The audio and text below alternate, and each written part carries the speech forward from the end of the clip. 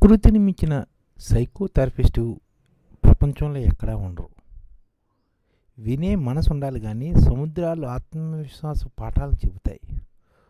వంతెనలు ఆశావాదం వైపుగా ప్రయాణానికి వారధులవుతాయి. పచ్చదనం జీవితం పట్ల కొత్త మమకారాన్ని నింపుతాయి. నదులు గలగలా పారే ఉత్సాహాన్ని గీతాల్లా వినిపిస్తాయి. మనం మన దేశ క్రీడాభివృద్ధికి ప్రతిరోజు ప్రతి ఒక్కరిపై 0.05 పైసలు మాత్రమే ఖర్చు చేస్తున్నాం. అంటే ప్రతి ఒక్కరిపై క్రీడాభివృద్ధికి మనం 5 పైసలు మాత్రమే ఖర్చు చేస్తున్నాం. అదే బ్రిటన్లో 50 పైసలుగా ఉంది. అమెరికాలో అయితే 11 రూపాయలు. ఇది 2016 లెక్కల ప్రకారం. అంటే మన దేశం క్రీడల కోసం 5 పైసలే మాత్రం ఖర్చు చేస్తుంటే అమెరికా 11 రూపాయలు ఖర్చు చేస్తుంది ప్రతి ఒక్కడిపై. అందుకని విద్యతో పాటు క్రీడలు కూడా వికాసానికి ఎంతో అవసరం. యాత్రలు మనిషిని ఆలోచింపచేసి ప్రపంచాన్ని పరిచయం చేస్తాయి, మనసుని వికసింపజేస్తాయి.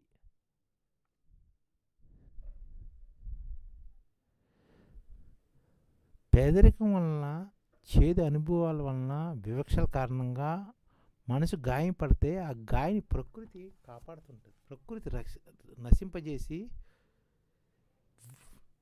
వ్యక్తిత్వాన్ని వయసుతో పాటు పెంచి కొంతవరకు ప్రతికూలంగా మానసికంగా అభివృద్ధి చెందడానికి ప్రకృతి మనిషికి ఎంతో ఉపయోగపడుతుంది. క్రీడలు కూడా అంతే ఉపయోగపడుతున్నాయి. అందుకనే మనం ఏం చేయాలంటే ప్రతి భారతీయుడిని క్రీడల పట్ల అభిమానంగా ఉండేటట్లు ప్రకృతి ప్రేమికుడిగా తయారు చేసి ప్రతి భారతీయుడు ఆరోగ్యంగా శక్తిహీనుడిగా కాకుండా ఆలోచనగా ముందుకు వెళ్ళగలే భారతీయుడిగా తయారు చేసి ప్రపంచ పర్యాటకంగా భారతదేశం అభివృద్ధి చేయడం వల్ల దానికి మానవాభివృద్ధి సైన్యం, దేశాభివృద్ధి సైన్యం ఏర్పాటు చేయడం వల్ల ఈ 10 కోట్ల మంది ఈ భారతదేశంలో జనాభాకి ఉపయోగపడమే కాకుండా ప్రపంచానికి ఎంతో మేలు చేసిన వారై దేశ అభివృద్ధికి, ఆర్థిక అభివృద్ధికి తోడ్పడగలరు. ఈ ఛానల్ ముఖ్య ఉద్దేశం ఏంటంటే మన తెలుగు రాష్ట్రాల్లో 1 కోటి మందికి సంఘటిత రంగాల్లో ఏ విధంగా ఉద్యోగాలు ఇవ్వవచ్చు, కనీస నెల జీతం 30,000 వరకు ఏ విధంగా ఇవ్వవచ్చు, ఏ విధంగా చేస్తే ఉద్యోగాలు సృష్టించబడతాయో వివరిస్తూ ఈ ఛానల్లో వీడియోలు వస్తాయి. అలాంటి వీడియోలు మీకు కావాలంటే మన ఐడిఎఫ్ భాస్కర్ ఛానల్ని సబ్స్క్రైబ్ చేసుకోండి. ఐడిఎఫ్ అంటే ఇండియన్ డెవలప్మెంట్ ఫోర్స్.